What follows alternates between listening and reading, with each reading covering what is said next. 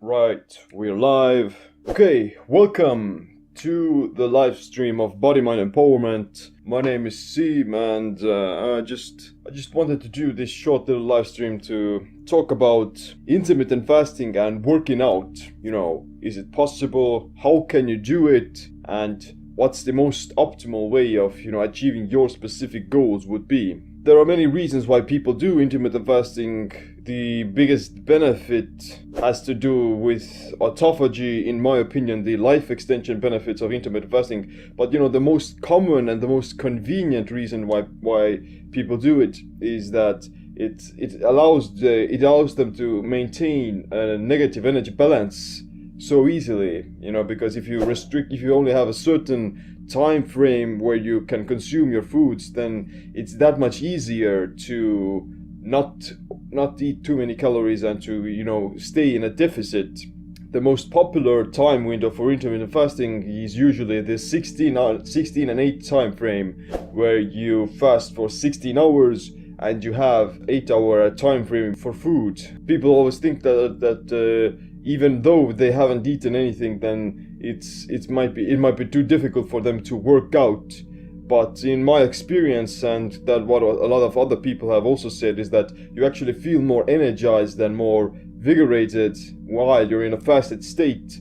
And the reason is that your body is going to actually pump out a lot more adrenaline and cortisol, which will make you more alert and fully sharper mentally as well as physically. It makes sense evolutionarily as well, because think about it, and a hunter-gatherer, if they would go hungry, then they're in a situation where their next hunt is literally a matter of life and death. If they're gonna miss an opportunity of catching their prey animal, then they would starve to death, or at least they would have to spend more time in famine. You blew it!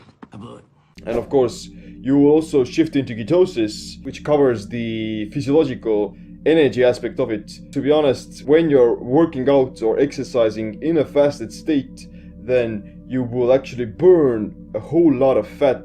If you do it in ketosis, then it's actually you're burning your own body fat exclusively. Like when you're on a unrestricted carbohydrate diet that doesn't put you into ketosis, then you will always be in this state where you're still burning glucose for fuel. When you're in a negative energy balance, or where you're in need of getting more fuel, when you're in need of getting more energy, then your glucose metabolism will make you convert your own lean tissue into glucose.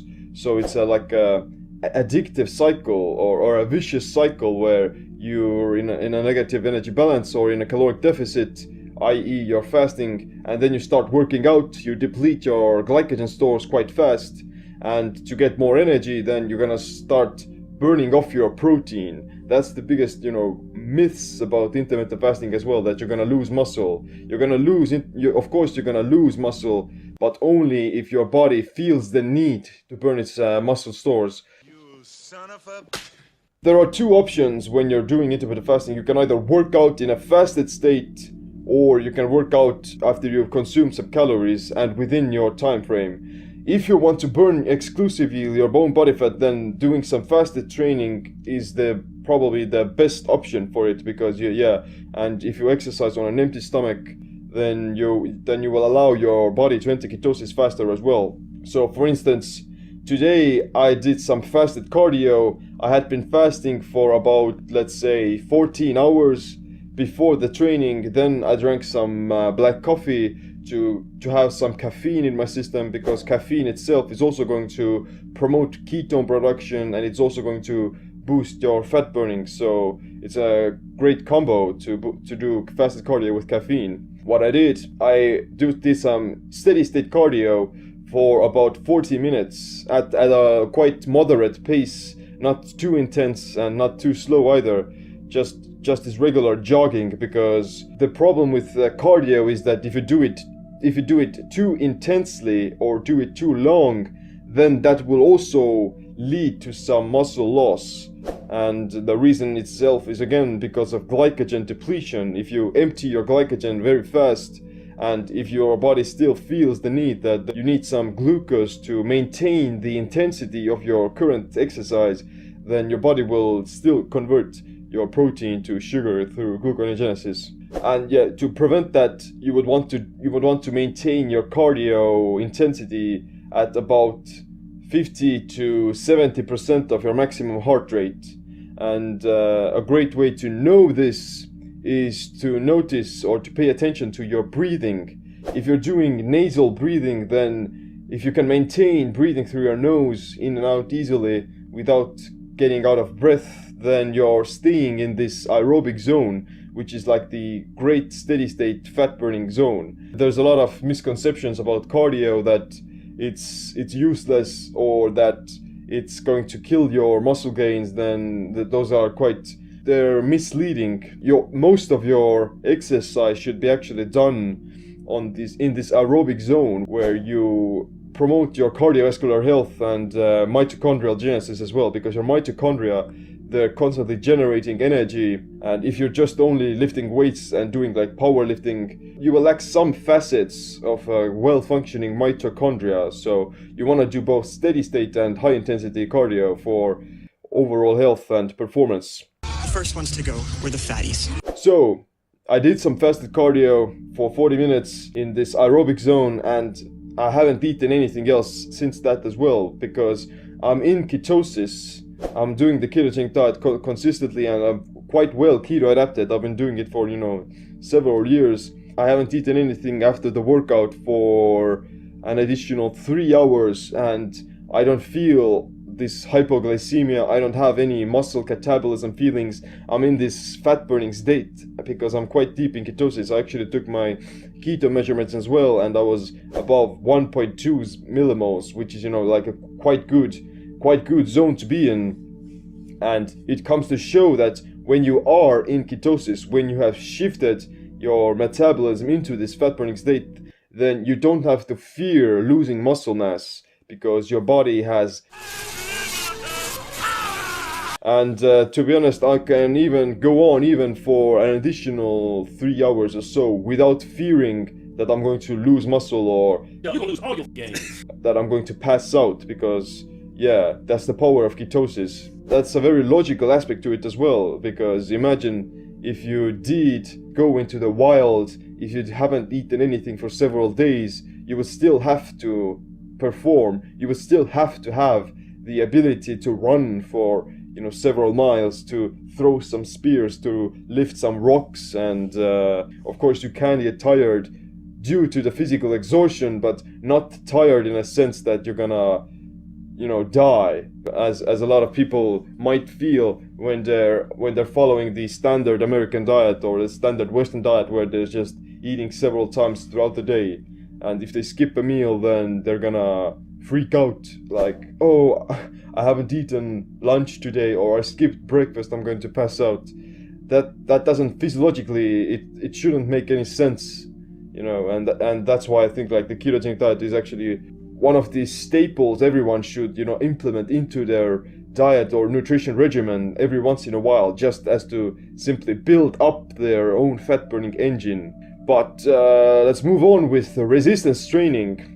How can you work out while doing intermittent fasting, and how can you lift weights while doing it?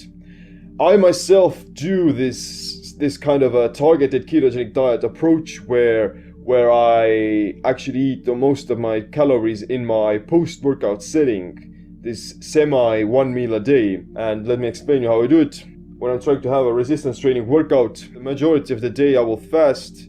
I will have some black coffee. Before my workout, I will also actually drink some apple cider vinegar. It promotes one of the ketone bodies, like acetoacetate, and that gets converted further into the other ketone bodies, like beta hydroxybutyrate. So it's like almost like a very natural exogenous ketone form. Pre-workout shake, or let's say intra-workout shake, consists of either some whey protein or some collagen protein. This is going to promote my protein synthesis during my workout. It depends on like what type of training I'm doing. If I'm trying to put myself into this quite anabolic state where I'm building new muscle and building new tissue, then I might add some extra carbohydrates, a small dose of carbohydrates, like some dextrose powder, maybe some bananas, or something other very high glycemic that will be used quite easily and quite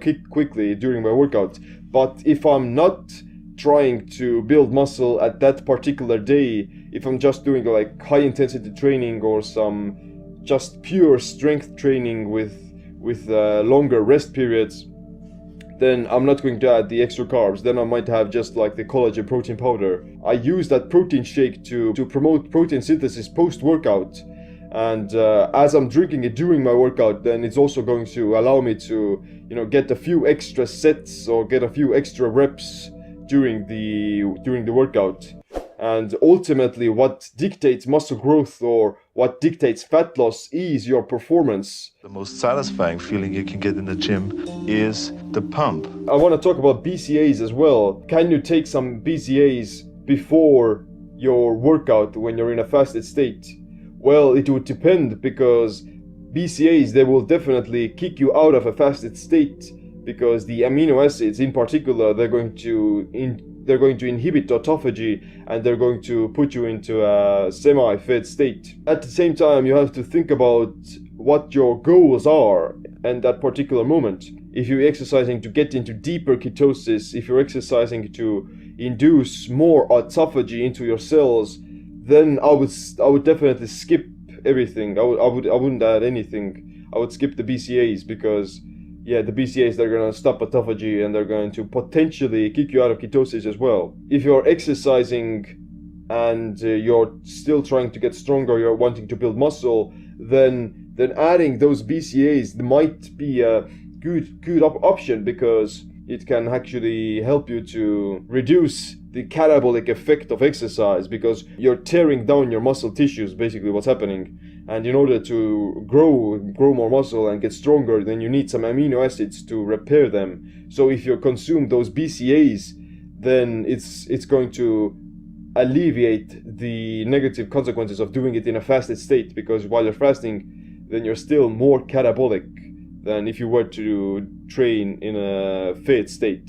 And to be honest, you don't want to be actually consuming anything immediately after your workout either. Like you finish your last set of bench press, you drop the weights, you run to the locker room, you grab out another protein shake, or you start eating some chicken breast or something like that. If you're exercising, then you're actually increasing cortisol to a certain extent as well. Cortisol is the stress hormone. The problem is that with cortisol, you're going to also raise your blood sugar levels, you're gonna release some insulin. And if you're eating food with elevated levels of cortisol or elevated levels of blood sugar, then you're actually more prone to storing that food as either fat, or it may even cause some future insulin resistance problems.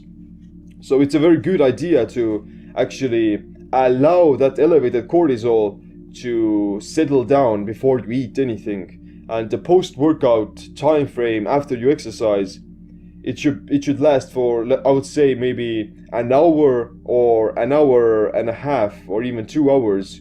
Then you can have like the first real post-workout meal. And when you're actually doing the ketogenic diet, then it's very easy, and you're not going to lose any muscle because of that. You're staying in this fat burning state, and you can actually allow cortisol to put you into deeper ketosis afterwards if you fast post-workout.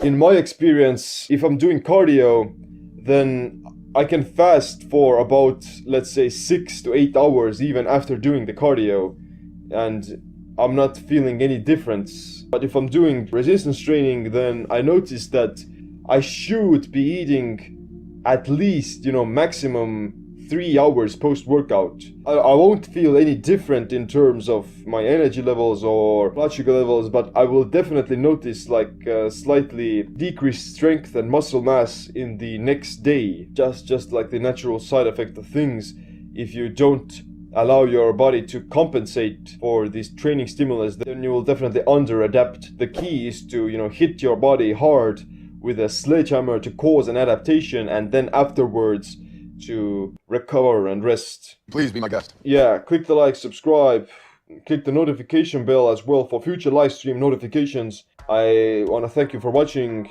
and stay cathartic, stay empowered.